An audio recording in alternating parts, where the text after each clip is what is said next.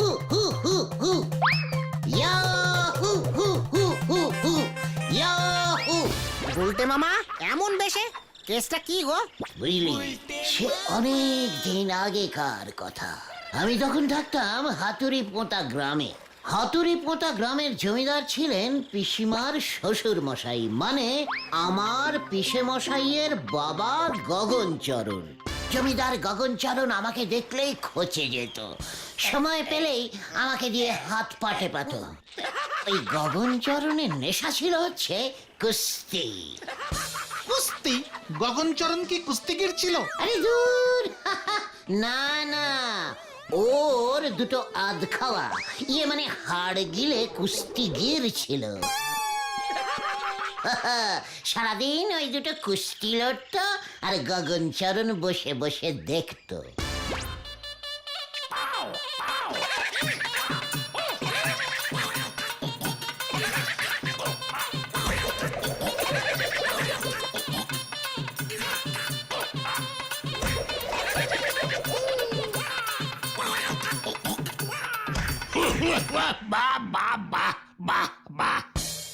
বাপ, এবার সেরে দেন, আর পারছি না।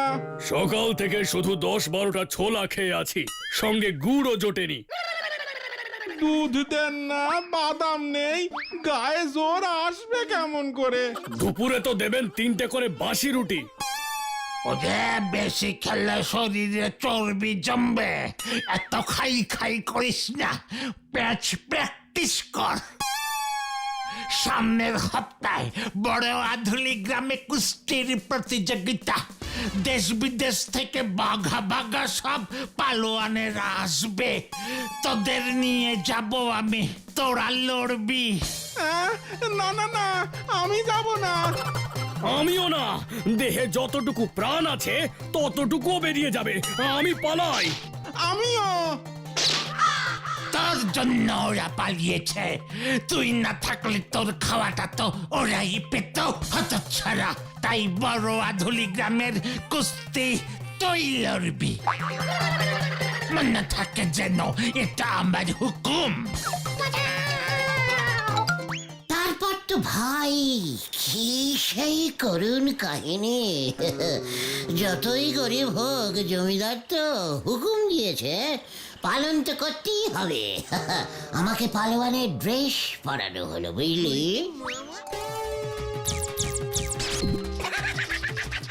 ওদিকে পিসিমা তো কেঁদে ভাসাচ্ছে।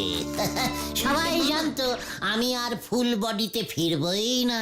আমার ঘেঁটিটা ধরে নিয়ে রওনা হলো গগনচরণ। তারপর তুমি সেই কুস্তির প্রতিযোগিতা লড়লে? আমার তো তখন আর কোনো উপায় ছিল না রে ভাই। আমাকে সোজা নিয়ে গিয়ে দাঁড় করিয়ে দিল সে সময়ের 1 নম্বর ভুলো পালোয়ানের সামনে। ওরে বাবা, উফ, আমার সে কি কেলটাবুলাস অবস্থা তখন। আমি দেখছি আমার চারপাশে হরিবল হরিবল হরিবল। আমার সম্বিত ফিরল যখন লড়াইয়ের ঘন্টা পড়ল।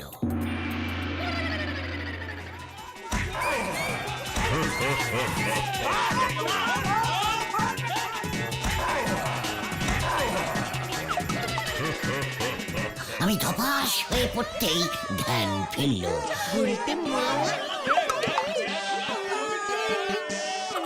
ভুলো পালোয়ান তখন গদার মতো হাত দুটো তুলে আমাকে ধরতে চেষ্টা করছে।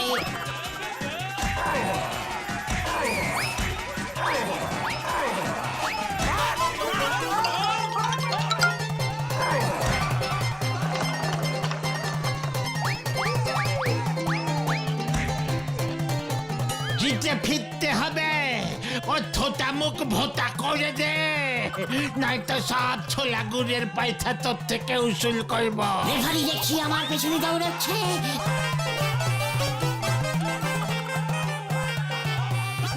আমিও বললাম, পুলিশ আর খেলবো না, লড়ে যা।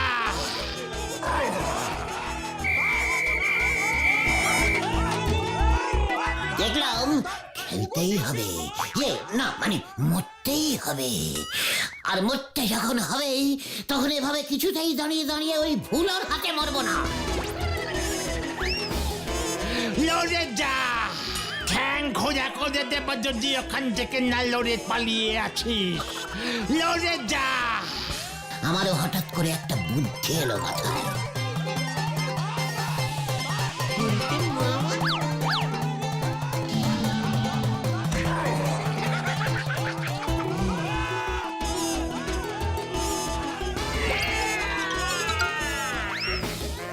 ভুলোর অবস্থা তখন যা হয়েছিল না, একেবারে ছেড়ে দেওয়া কেঁদে বাঁচি অবস্থা।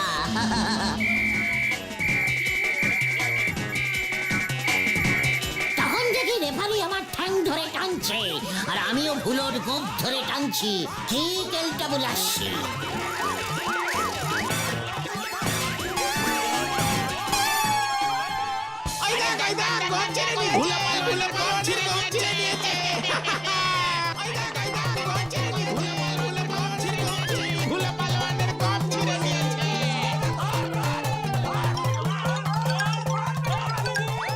ব্যাস, আমি লড়াই জিতে গেলাম। জয় গুরু গুলটে মামা। লড়াইয়ে জিতে কি প্রাইজ পেলে? হাতি। হ্যাঁ, ওই হাতি জেতার পর তো সবাই আমাকে হাতি জেতা পালোয়ান বলে ডাকতো। জমিদার গগনচরণ বাড়িতেই একটা পালোয়ান পেয়ে বেজায় খুশি ছিল। তাই মারবার আগে গগনচরণের মাথার পাগড়িটা আর ওর নকল গোঁপটা আমাকে উপহার দিয়ে গিয়েছিল, বুঝলি? নকল গোপ? হ্যাঁ রে ভাইটু, জমিদার গগনচরণের জীবনে একটা আফসোস ছিল।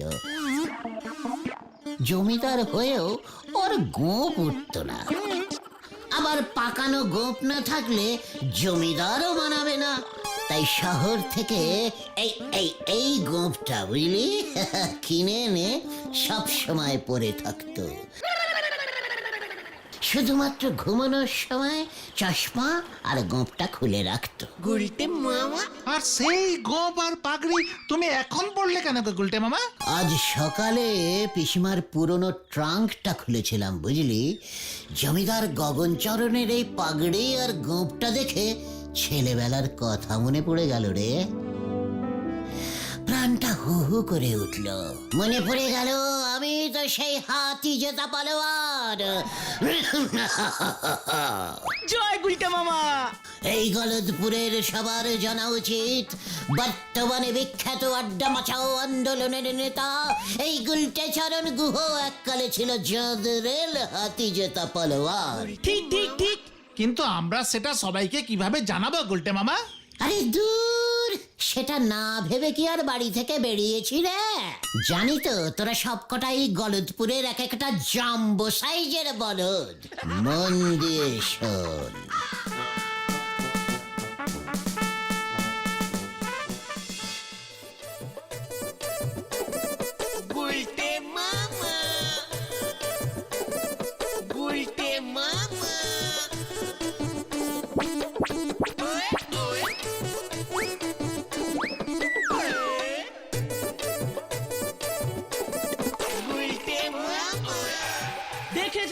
দেখে যান হাতি জেতা কুস্তিগির। দেখে যান গলদপুরের একমাত্র কুস্তিগির পালোয়ান আমাদের গুলটে মামা। ইয়ে মানে হাতি জেতা পালোয়ান। দেখে যান সবাই, দেখে যান। ওয়ে বাপ রে বাপ, গুলচে আবার পালোয়ান হলো কবে? হাতি জেতা না ছাই পালোয়ান? এই চেহারায় কুস্তি মস্করা করার আর জায়গা পাওনি তোমরা। একদম সত্যি কথা। গুলটে মামা কুস্তি লড়ে হাতি জিতেছে। বিশাল পালোয়ান। দেখে যান, দেখে যান, দেখে যান। ওরে বাপজি বাপ, ওরে বাপজি বাপ, তাই তো বলতেছি এখানে এমন চিৎকার জুড়েছে কে? গুলটে বাবু দেখতেছি সংসদে ঢং মেরে দাঁড়িয়েছে।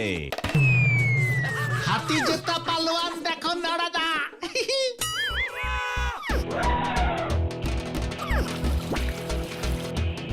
এক কাপ চা খাও দেখি পালোয়ান গুলছে বাবু। রোদের মধ্যে দাঁড়িয়ে আছো, চা খেলে মনে বল পাবে। আমার সারা শরীরে এখন বল রে।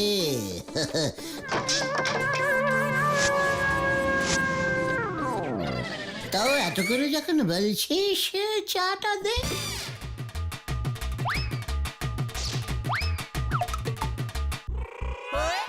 আসুন আসুন বিনা পয়সায় পালোয়ান দেখুন।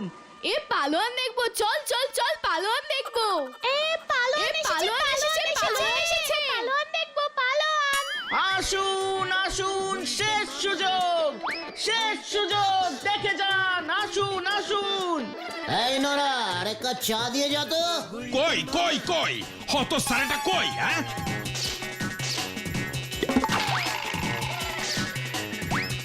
উজবুক আবার স্কুলের মাঠে পড়াশোনা বন্ধ করবার মতলব করেছে।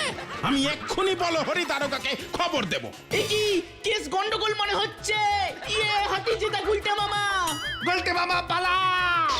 চল রে ভাই, অন্য জায়গায় যাই। এই খাও, হাম। বোঝো ঠেলা। এই উজবুক, পালাবি কোথায়? আমি থানায় তোর নামে নালিশ জানাবো রে হতচ্ছাড়া। মানে কথা একই বলছো হে হরিবল? ওই গুলটে হতচ্ছাড়া পালোয়ান হয়েছে, তাও একেবারে কুস্তি লড়া পালোয়ান। কি কাণ্ড! তাহলে আর বলছি কি? মানে কথা এতে তোমার আবার কাণ্ড কি হলো হরিবল? আগে বলো হরি। ওই একই হলো। এসব কি বলছেন? স্কুলের হেড স্যার নটু বাবু ওই গুলটের নামে নালিশ করেছে, ওকে ধরতে হবে। কিন্তু কোন আইনে ধরবো সেটা তো বুঝতে পারছি না গোবিন্দ বাবু।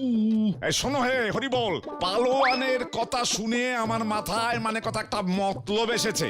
দেখি তোমার জন্য আমি কি করতে পারি। উল্টে পালোয়ানকে এবার মনে হচ্ছে আমার কাজে লাগবে। রাখলাম হরিবল। আগে বলো হরি। কি কাণ্ড!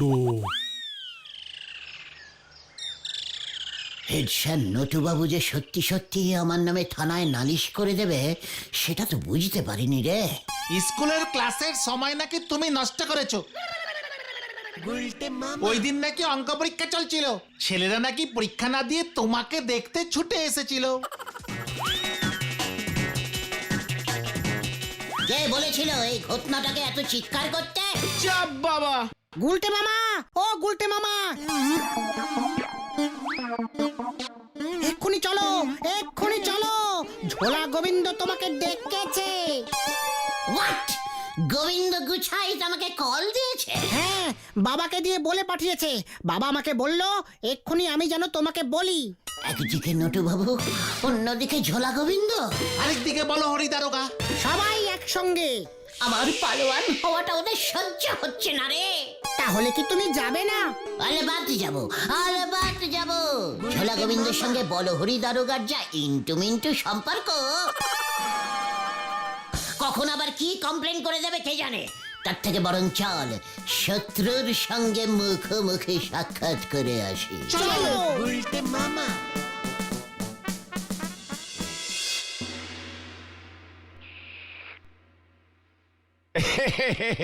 মানে কথা শুনলাম তুমি নাকি হে কুস্তি লড়তে।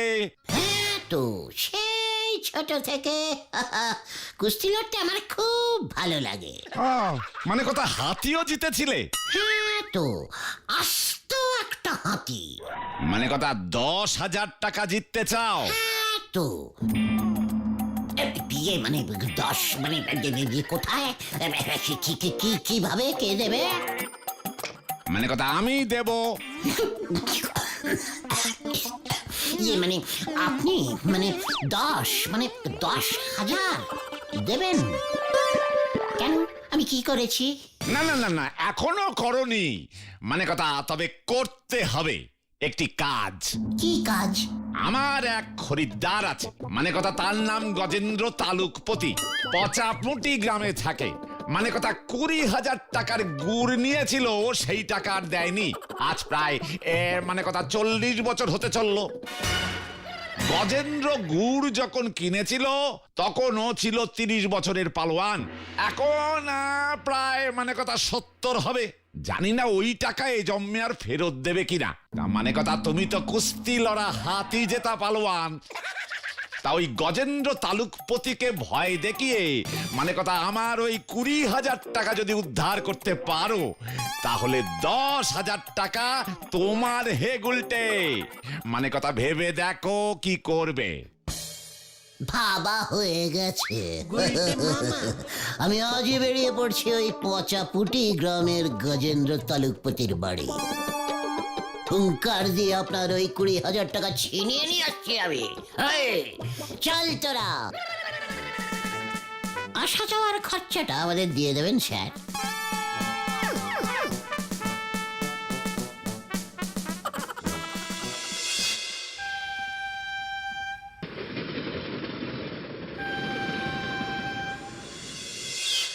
গুলটে মামা।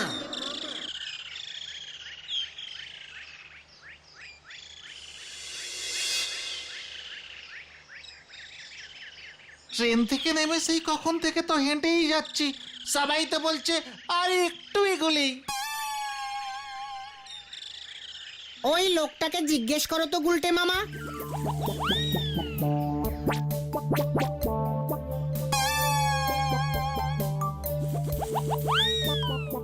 এই যে শুনছেন? গুলটে মামা। আমাকে ডাকছেন? হ্যাঁ হ্যাঁ, শুনুন তো। এখানে গজেন্দ্র তালুকপতির বাড়িটা কোন দিকে পড়বে বলবেন? একেবারে ঠিক ঠিক বলবেন কিন্তু, নয়তো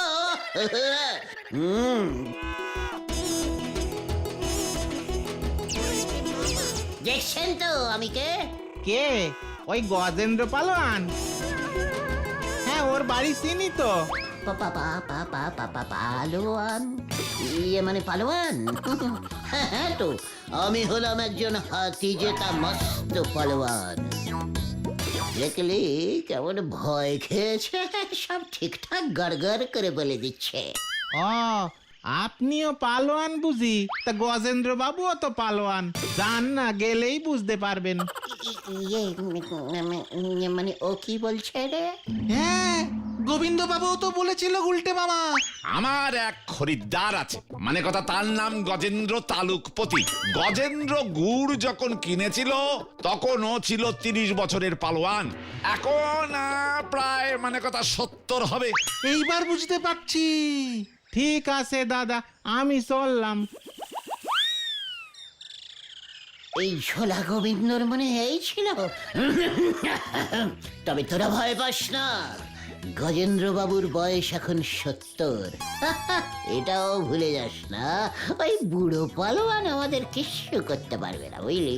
ছোলা গোবিন্দ এতদিন ধরে টাকাটা উদ্ধার করতে পারেনি কেন তাহলে? ওরে ঘটনা, এই কথাটা তোর অনেক আগেই বলা উচিত ছিল। এখন চল, নগদ 10,000 টাকা কিন্তু আমাদের চাই। তারপর থেকে আমার নাম হবে 10,000ই পালোয়ান। Follow me.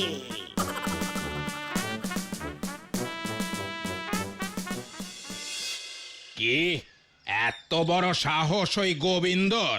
এর আগে 15 জনের যা ব্যবস্থা করেছি, তোদের অবস্থাও আমি তাই করব।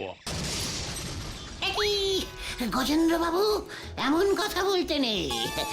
আমিও একজন পালোয়ান, আপনিও একজন পালোয়ান। পালোয়ানে পালোয়ানে পালাতুতো মানে মাস্তুতো ভাই। ও, তুই পালোয়ান বুঝি? গুলটে মামা। গুলটে মামা। দেখে তো মনে হয় না। এই যে আমার পাগড়ি। রাখ তোর পাগড়ি। পালোয়ান ছিলাম আমি, রোজ 1 কেজি গুড় দিয়ে 5 কেজি ছোলা খেতাম। সেই গুড় কিনেছিলাম গোবিন্দ বাবুর কাছ থেকে। ওই গুড়ে ভেজাল ছিল। খেয়ে আমার এমন পেট ছুটেছিল যে 2টো লড়াই আমি হেরে গেছিলাম। এইবার বুঝেছি আপনি কেন ওই ঝোলা মানে গোবিন্দ বাবুকে টাকাটা ফেরত দেননি। আপনার তো অনেক বয়স হয়েছে স্যার, বলছিলাম টাকাটা ফেরত দিয়ে দিন না। ধার রেখে উপরে গেলে পুরো পালোয়ান কুলের মুখ পুড়বে স্যার। কথাটা আমিও যে ভাবিনি তা নয়। বেশ, তুই যখন নিজে একজন পালোয়ান হয়ে আমার কাছে এসেছিস, তবে আমার সঙ্গে লড়ে টাকাটা নিয়ে দেখা। কুস্তিতে জিতলে টাকা তোর। কি রাজি? মানে ঠিক আছে, রাজি। তবে চল।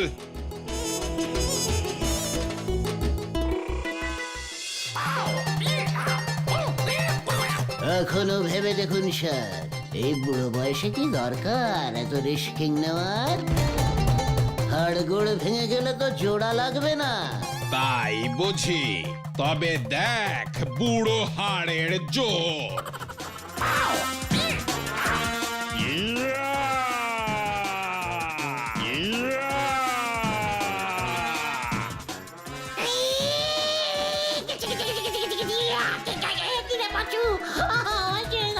আমি বাড়ি যাবো, আমি বাড়ি যাবো। তাই বুঝি?